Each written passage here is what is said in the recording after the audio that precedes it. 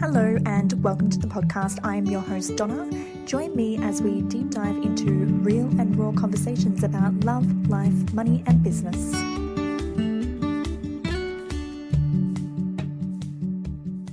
Hey guys, it's Donna. Welcome to the Amplify Her podcast. Today we're going to be talking about if you have the good girl syndrome and you didn't even know you had it.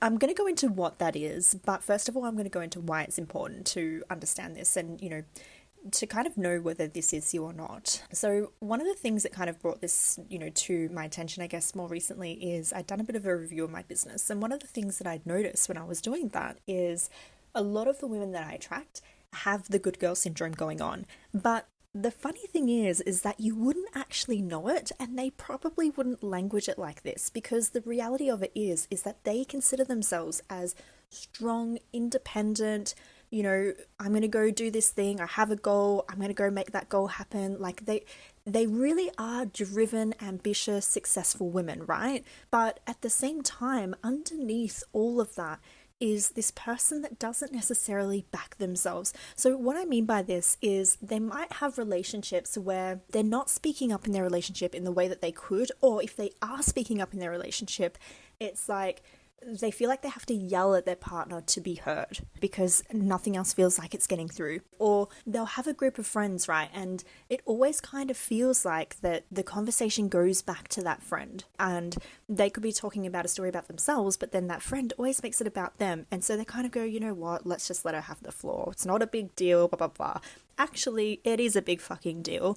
Friendships, relationships, they're an equal, thing, it's a 50-50 split. And if it's not like that, then there's probably a bit of good girl syndrome that's coming out. The other way in which I see this coming out is in career and business. So if you feel like really kind of like scared to go into your boss's office and have a chat to them about something, or you're scared you're going to be criticized about something, or you're scared to speak up or say what it is that you want, or anything like that, if there's any kind of like fear around authority, you may be playing out that good girl syndrome. And in business too, so for a lot of women, what I see is that they're not charging what they're worth, or they're too scared to ask for the sale, or they will put up with things that they shouldn't be putting up with. So, they have poor boundaries around, clients messaging them at like 8 o'clock at night when they should be chilling out, or feeling like they have to over deliver and that sort of thing, and so how this plays out for them in terms of their finances is that they're not charging what they're worth, so they're not making the money that they want to make, and they're not having the experiences that they want to have, right? So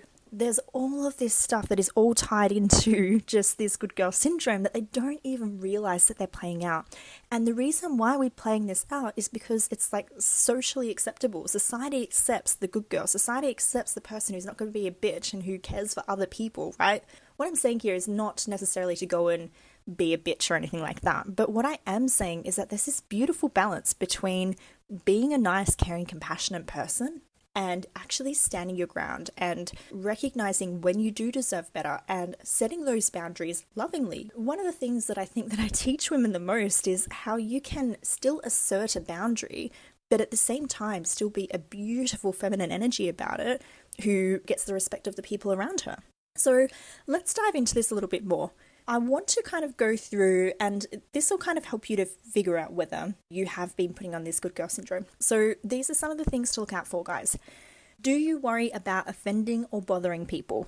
Okay, so this could be in the context of friendships. You don't want to reach out to them because potentially maybe, if you reach out to them, you might be a bother to them, but you're going through a really tough time and you need somebody to chat to. Maybe you feel like you don't want to say something to your partner because you don't want to upset them, or you don't want to burden them with something, so you try and take it on for yourself.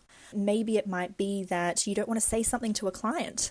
I've had certainly clients who have said to me, oh, I'm scared if I say this to my client and set that boundary there, or tell them what they actually do really need to hear, that they're going to get offended. And I'm like, well, that's their trigger.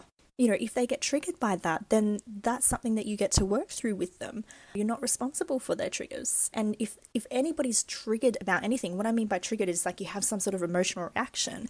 It's a response to something that is unhealed, because anybody who has that sense of emotional mastery is not going to be offended by what somebody else has said. They're going to go, hang on a second, is that really true? Or is that something that is a projection of something else? And so they're not going to come from this reactionary space. But when you come from this reactionary space, it's typically because something hasn't been healed there. So that's the first one. Do you worry about offending or bothering other people? Do you pride yourself on being thoughtful and helpful even when it's inconvenient for you? Yeah, so Auntie Betty asks you to make that cake for somebody's birthday on the weekend or whatever, and you say yes, despite the fact that you've got a really busy week, you've got kids running around, and you're making the cake at bloody 12 o'clock at night the night beforehand, because that's literally the only time you've had to do that thing, right? So this is you kind of trying to pride yourself on being that thoughtful, helpful person at the detriment of yourself. If you're doing it to the detriment of yourself, this is another sign of the good girl syndrome. Were you labelled a good girl as a child? I certainly was. One of the things that I get over and over again, because I was a very timid little girl, was, oh, Donna's such a good girl. You know, she's quiet. She just sits there.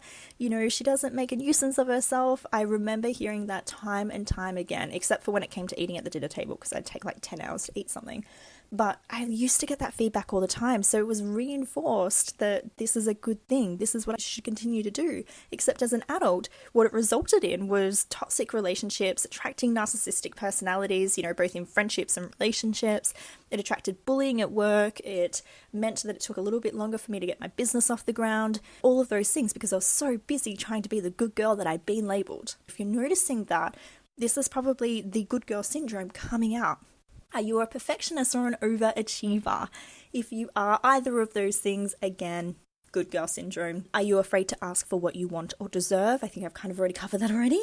Do you feel like you have to do all of your work and get everything, you know, all your T's and crossed and your I's dotted before you allow yourself to rest and have fun? Now, if that is the case, it is definitely playing out. I know for a lot of business owners, this is one of the things I have to work through a lot. And I've had to work through it with myself a lot. And, you know, on some days I still feel like I'm mastering this, to be honest with you. But it's one of those things where it's like you feel like you have to keep on showing up and showing up and showing up to the point of burnout. Yeah. And I've tracked so many clients like this where they've gotten themselves to this point of burnout because there's this constant need to show up, to prove, to over deliver, you know, and there's all this energy pouring out, but there's nothing coming back in.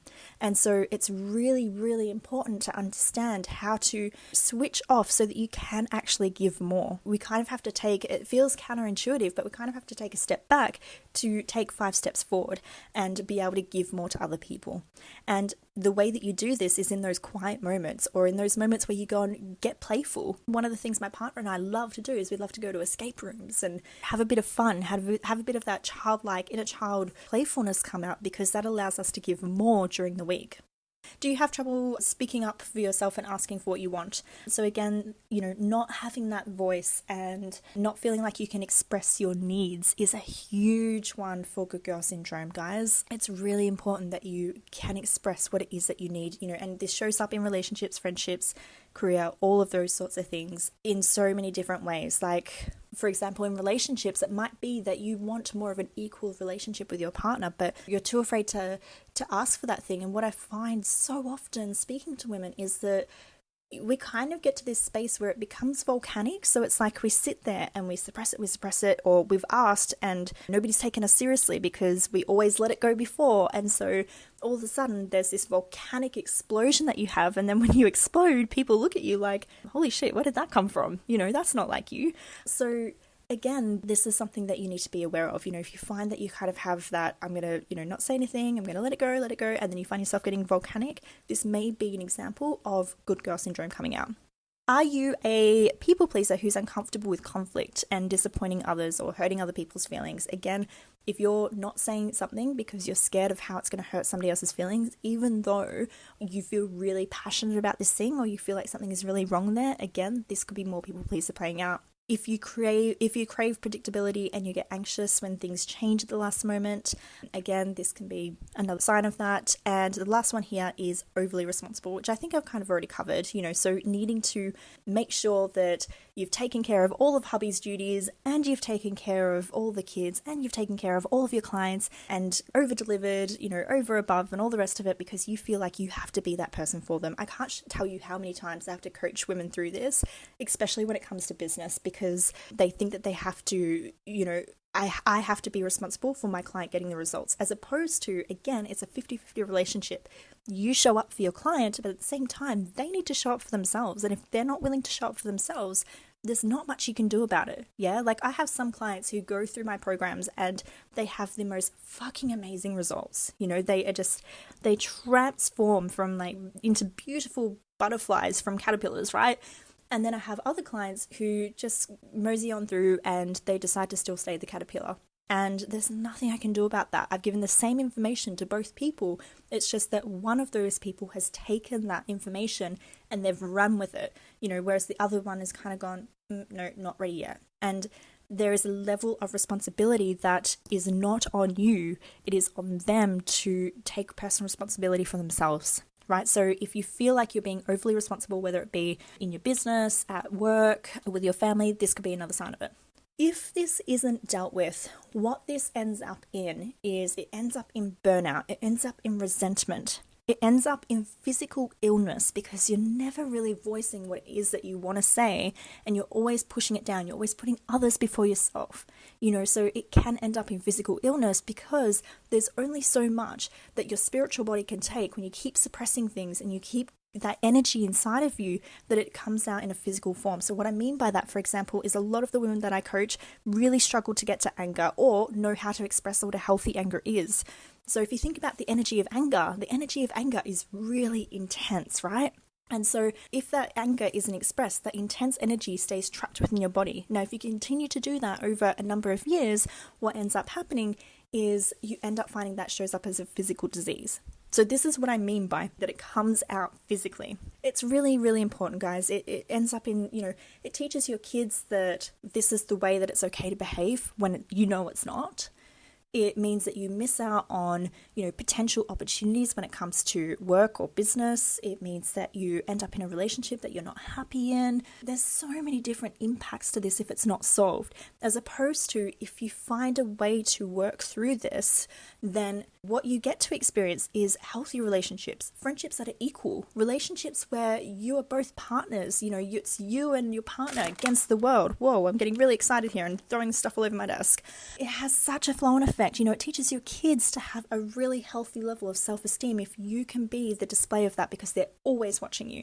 If you are showing up like this in your business or in your job, then you're more likely to get those promotions or you're more likely to land those clients because they can see something in you that they don't yet have themselves. They respect you for voicing your views on things, you know, in a feminine but strong way.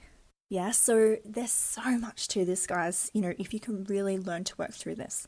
So guys, if you like this episode, please share, like, comment, or join the Amplify Her Facebook community. I'd love to hear from you. I'd love to meet you. And until the next episode, take care of yourselves and I will see you all next week. All right, bye for now.